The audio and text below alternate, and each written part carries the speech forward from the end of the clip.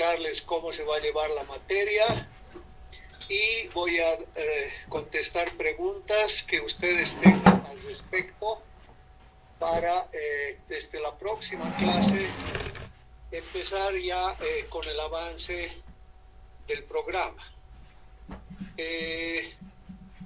Bien, he mandado, bueno, primero decirles, si alguien tiene preguntas, vayas anotando las preguntas, al final voy a dar espacio para preguntas.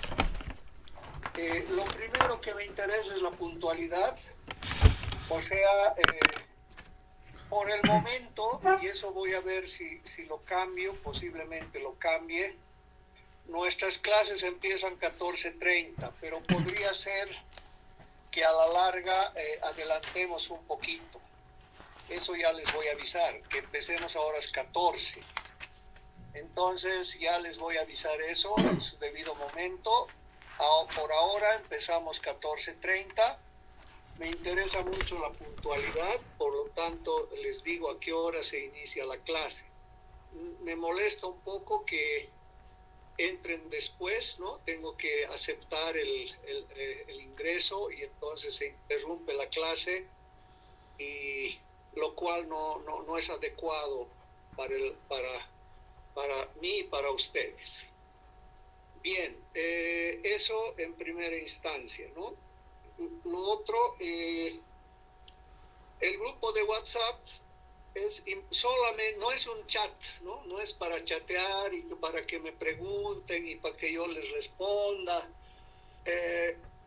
No es un chat, es un grupo de WhatsApp donde yo les mando instrucciones importantes o avisos de último momento, les mando los enlaces a la clase, y así sucesivamente. El momento en que ustedes tengan que preguntar algo o decir algo es en la clase.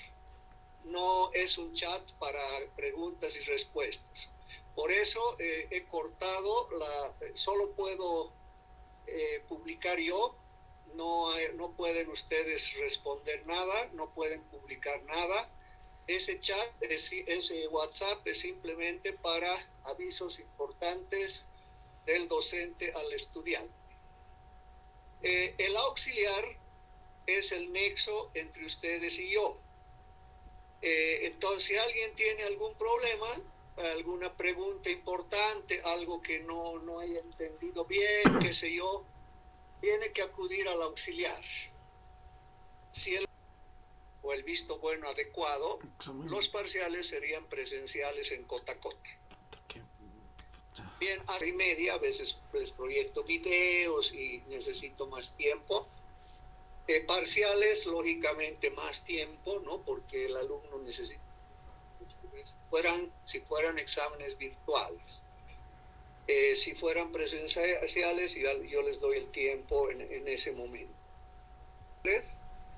Algunas veces que yo tenga alguna dificultad para poder dar la clase, puede ser que mi internet no tenga baja señal o sea cortado, o tengo que ir a una consulta médica, qué sé yo. Les voy a mandar un mensaje vía WhatsApp diciéndoles que la clase de hoy se suspende y se pasará la siguiente clase, ¿no? Eso puede suceder alguna vez. Entonces, si no reciben yo les voy a avisar cuando se suspende la clase y entonces no van a recibir ningún enlace. Cuando reciben un enlace, traten de entrar siempre unos 10 minutos antes para empezar puntuales. Examen. No ha asistido a clases, no ha recibido las explicaciones. No puede reclamar en y entonces, ¿qué me está reclamando? Si no vas a clases. ¿Sí? Alumno que asiste a clases sí podría reclamar, tendría el derecho a reclamar, ha asistido a clases y podría yo considerar su reclamo. Bien, entonces al final de todo lo avanzado en el capítulo, voy a poner en el Classroom como material de trabajo o material de las clases la publicación o las proyecciones o las 15%. Cuatro prácticas, 15%. Y la auxiliatura 10 puntos de la nota. Eso hace un total de 100%. El auxiliar me va a enviar sus notas. Ya le he pedido que siempre lo haga en porcentaje para tomar. Voy a hacer conocer los reglamentos o las reglamentaciones que va a tener cada parcial. Si fuera virtual, necesito cámara abierta todo el momento. Virtual lo vamos a dar en el Classroom. Me lo tienen que enviar al Classroom, no al Drive, no a otro lado. El que no envía al Classroom no ha dado el parcial. Y ahí en la primera hoja y en la primera puede estar, tiene que mandarme el anverso de su carnet de identidad, una foto, ¿no?, con la primera hoja, y en la segunda me puede enviar el reverso de su carnet de identidad con la foto y la hoja del parcial. Entonces, de esa manera voy a identificar a cada alumno. También lo hacemos, tomamos la lista con el auxiliar en el caso del examen virtual en ese momento. Si fuera presencial, todos deben llevar su carnet de identidad para que sea identificado que es la persona quien está dando ese examen parcial. No tiene carnet de identidad, no puede dar el examen presencial. O algún documento que acredite que es esa la persona que está dando ese parcial. Bien, luego hoy va a venir seguramente el auxiliar, va a fijar un horario para que ustedes se puedan reunir y hablar con él, cómo se va a llevar la materia, etcétera, etcétera. Como vuelvo a repetir, él tiene que resolver problemas, ejercicios, parte de aplicación, o ayudarles a manejar las tablas, los gráficos, etcétera, etcétera, que se necesitan para los parciales. En un parcial usted puede usar las gráficas, las tablas, eso también ya les vamos a hacer llegar. Voy a una hora, ¿no? Si fuera examen virtual, les voy pasando las preguntas una por una. Y, por ejemplo, la pregunta número 1 le asigno 20 minutos. El que entrega después ya no sirve, ya no califico. Tiene que entregar antes del límite del tiempo que yo establezco. Me entrega después, algo raro está pasando, esa pregunta no sirve. Y luego le mando la segunda, le doy 30 minutos, tal vez más larga, más cálculos, más tiempo. Y entonces el alumno tiene que calcular su tiempo. En esos 30 minutos tiene que haber resuelto el ejercicio, tiene que haber sacado la foto de la solución de ese problema y tiene que haber enviado al Classroom. Lo hace después de esos 30 minutos, no sirve, no corrijo esa pregunta. Entonces, la única forma de controlar el fraude cuando tengo exámenes virtuales es presionar con el tiempo. El que ha estudiado va a hacerlo rápido, va a hacerlo en ese tiempo, porque yo doy un tiempo más seguramente para que el alumno pueda resolver. Y el que no ha estudiado, el que ha pedido auxilio a los demás, el que está esperando que le pasen, ese no va a mandarme en ese tiempo. Y entonces esas preguntas, los que entregan después sin reclamo, porque ahora lo estoy explicando, le quedé y no hay ningún problema. Yo y el auxiliar vamos a estar controlando que cada uno haga su examen solo y sin ayuda de nadie. Bien, y finalmente tengo aquí la bibliografía como material de la clase en el Classroom. La bibliografía, ¿no? Se podría creo que ya hay libros virtuales de estos temas. Dios se explica mejor que en otro, entonces ya depende del alumno de cuál pues, quiere leer o estudiar. De todos modos, en la red, en la web, está todo. La cosa es saber buscar.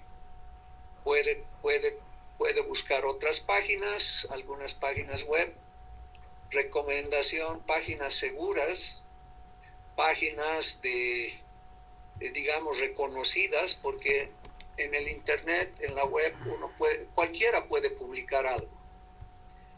Pero eso puede estar mal. Por eso es aconsejable siempre buscar páginas conocidas, responsables, ¿no?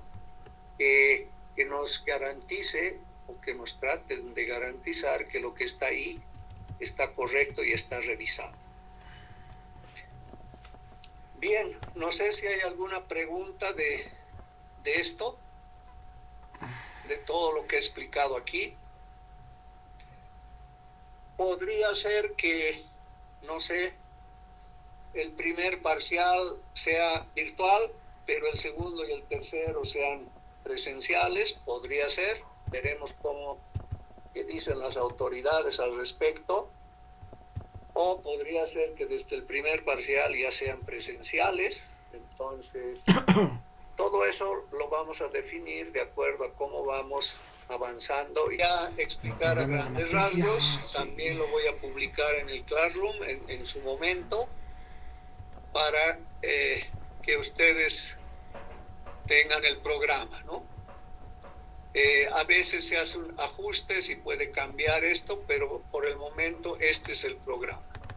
La primera parte hay que hablar de mecánica de fluidos, ¿no? Recordar algunas partes importantes de mecánica de fluidos, especialmente flujo en tuberías. La primera parte que vamos a ver es el flujo laminar y el flujo turbulento. Tenemos que hablar del número de Reynolds, qué es, cómo está definido y para qué se aplica y para qué se utiliza.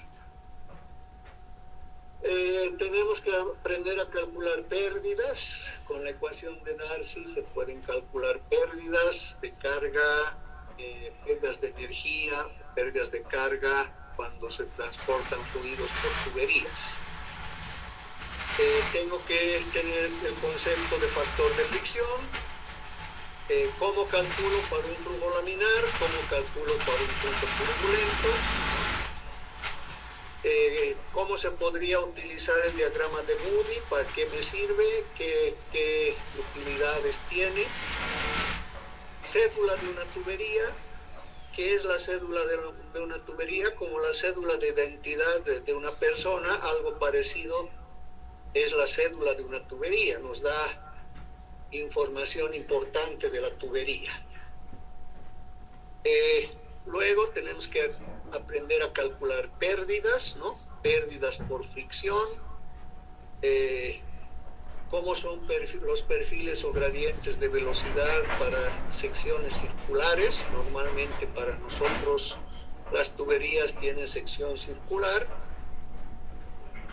pero con el concepto y definición de radio hidráulico podemos calcular pérdidas en secciones que no sean circulares. Pueden ser ductos cuadrados, ductos rectangulares o ductos de alguna forma especial. Eso ya les voy a explicar en su momento, ¿no? O sea, no solo hablamos de tuberías de sección circular, sino también podemos hablar de ductos, o podemos calcular pérdidas en ductos que tengan secciones no circulares. Esas son las pérdidas por fricción. Después hay otro grupo de pérdidas que se llaman pérdidas menores o pérdidas en accesorios, que son la expansión y contracción súbita, la expansión y contracción gradual, pérdidas a la entrada y a la salida de un depósito, pérdidas en válvulas y acoplamientos, qué tipos de válvulas existen, pueden ser pérdidas en codos y en otros accesorios. Y todo esto que es importante calcular pérdidas, ¿no? Todo lo que, digamos, todo lo anterior, el objetivo es que el alumno pueda calcular cualquier pérdida en cualquier sistema que una tuberías con accesorios. Y lo más común es aplicación de tuberías en serie, ¿no? Se puede aplicar hacer aplicaciones para transportar fluidos, acoplando tuberías en serie con accesorios, codos, contracciones, expansiones, llegada a depósitos, salida de depósitos, etc. Y después de haber hecho toda la aplicación en serie, vamos a hablar de tuberías en paralelo. Se pueden acoplar tuberías en paralelo, se pueden hablar de sistemas de 2 ramas, vamos a hacer cálculos de aplicación. Se puede hablar de sistemas de 3 o más ramas conectadas en paralelo, esas ya son redes de tuberías. Para eso hay procedimientos especiales, vamos a hablar del método de Hardy-Cross. Vamos a ver qué aspectos considera este método y cuál es el procedimiento que hay que seguir para aplicar este método. Normalmente se lo hace con software o con una computadora, ¿no? Con Excel se puede hacer este cálculo con varias iteraciones porque hay que hacer iteraciones para este caso. Eso en sistemas en paralelo. Luego vamos a hablar de cavitación en las bombas, ¿no? O sea, para transportar fluidos por tuberías, ¿quién nos va a impulsar ese fluido? ¿Quién nos va a dar la energía para transportar ese fluido? Es una bomba. Y al operar las bombas, si la bomba opera en cavitación, la bomba va a tener un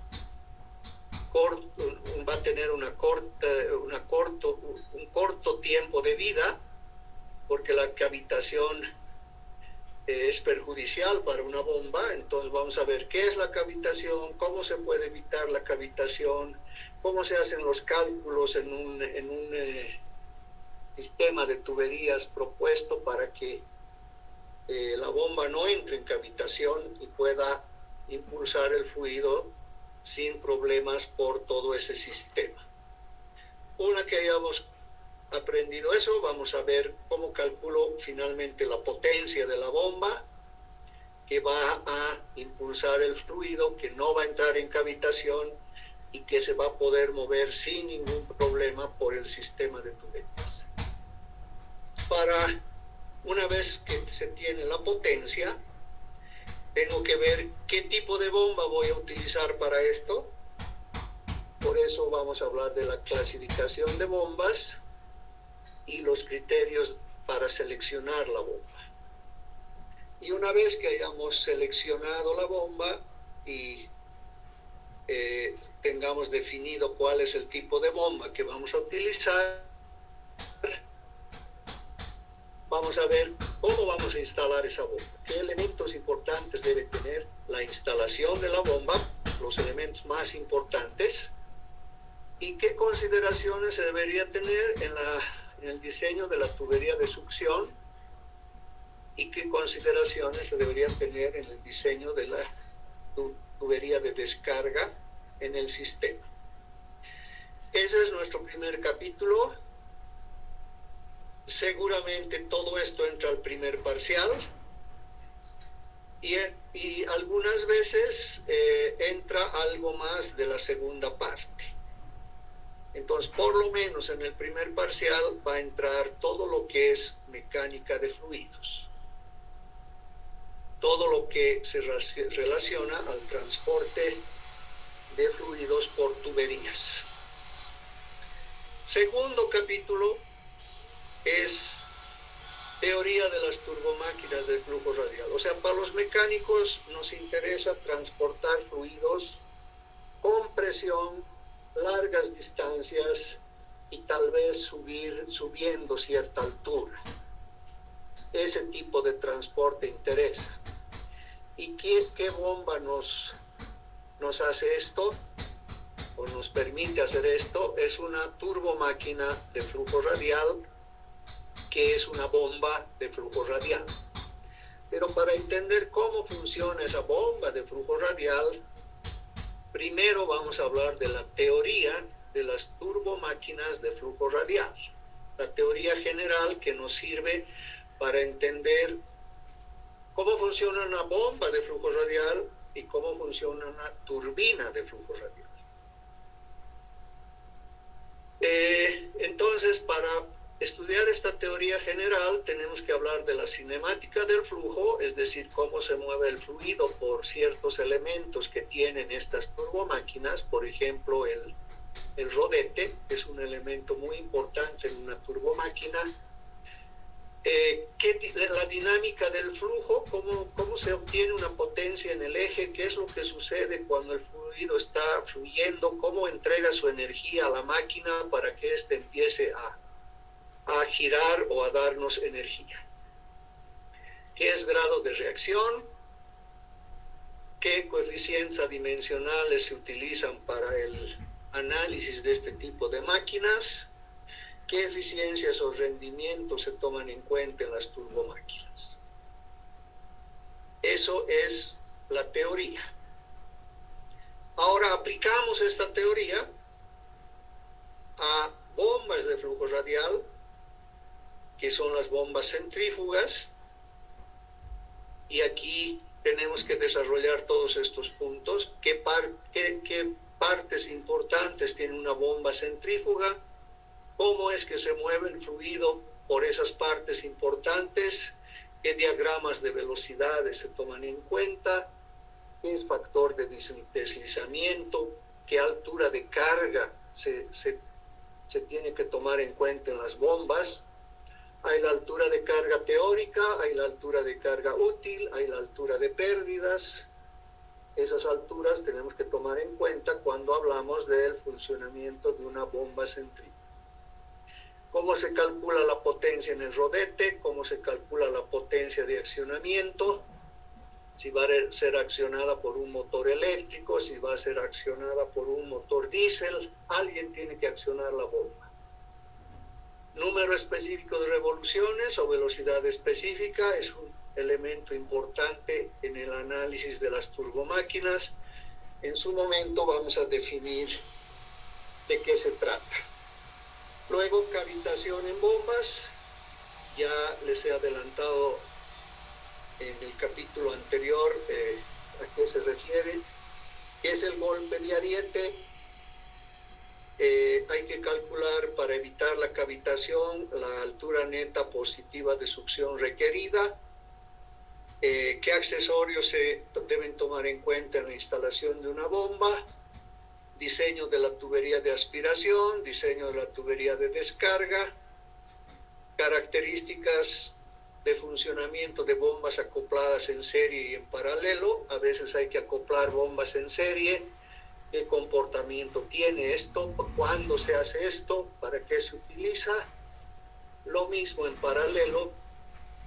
Y curvas características de operación en las bombas. O sea, cuando uno compra una bomba, el fabricante le va a proporcionar un manual, y en ese manual van a haber ciertas curvas características de funcionamiento de la bomba, y uno tiene que saber interpretar esas curvas, sacar datos de esas curvas cuando uno tiene que hacer alguna variación en la operación de la bomba. Finalmente, bueno, este es el capítulo de bombas. Turbinas de flujo radial son las turbinas Francis. Hacemos un desarrollo parecido al de las bombas, ¿no? ¿Qué tipo de máquina es una turbina? ¿Cuál es la función de la turbina, ¿no? Nosotros con la turbina queremos generar energía eléctrica. Y entonces, ¿cómo se lleva a cabo la transferencia para generar esta energía? ¿Qué partes tiene? ¿Cómo es la cinemática del flujo? ¿Cuáles son las condiciones óptimas de diseño? Número específico de revoluciones en la turbina es importante porque nos da una idea de cómo va cambiando de forma el rodete de la turbina de acuerdo al número específico de revoluciones.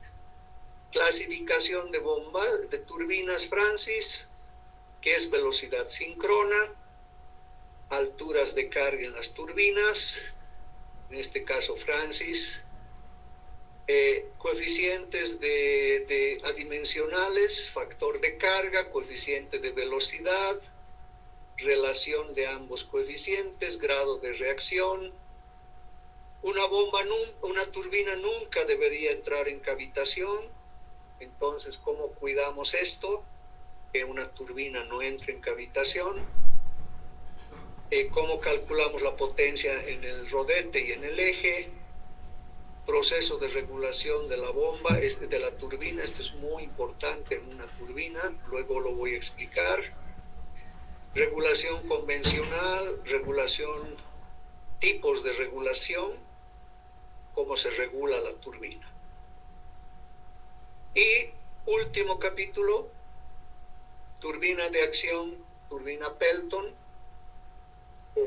Una turbina muy importante para las condiciones geográficas que tenemos en La Paz especialmente. Esta es la turbina adecuada, ¿no? Hay que ver qué turbina, si puede ser Francis o Pelton, para ciertas condiciones dadas.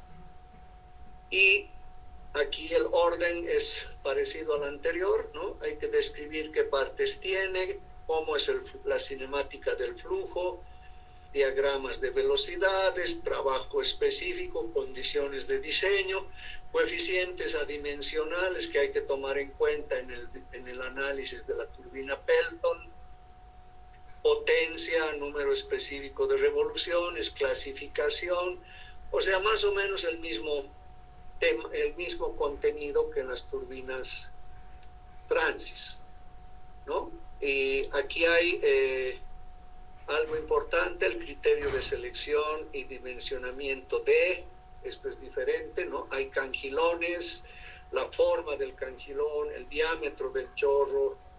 Esta parte es la que difiere de la turbina Francis.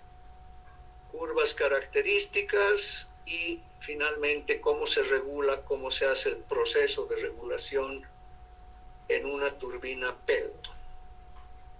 Ese es nuestro tema, nuestros 3 temas grandes. Por eso hablaba de 3 parciales. Y bibliografía es la que ya les he dado. ¿Sí? Bien, no sé si hay preguntas del programa.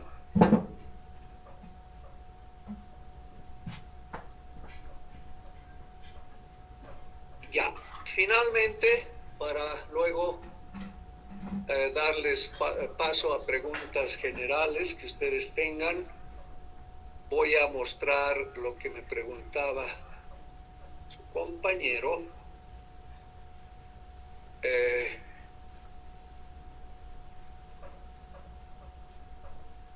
A ver, un segundito. Aquí. ¿Me dicen si se ve, por favor? ¿Se ve esto? Sí. Ya. Sí, se ve. Este es el ejemplo de las gráficas que les voy a dar. Este es un folleto, está en PDF, nuestro auxiliar nos los ha pasado a PDF, nos ha hecho el favor de pasarlo. Este es la tabla y las gráficas que ustedes pueden usar en el primer parcial. Algo similar tienen para el segundo y para el tercero.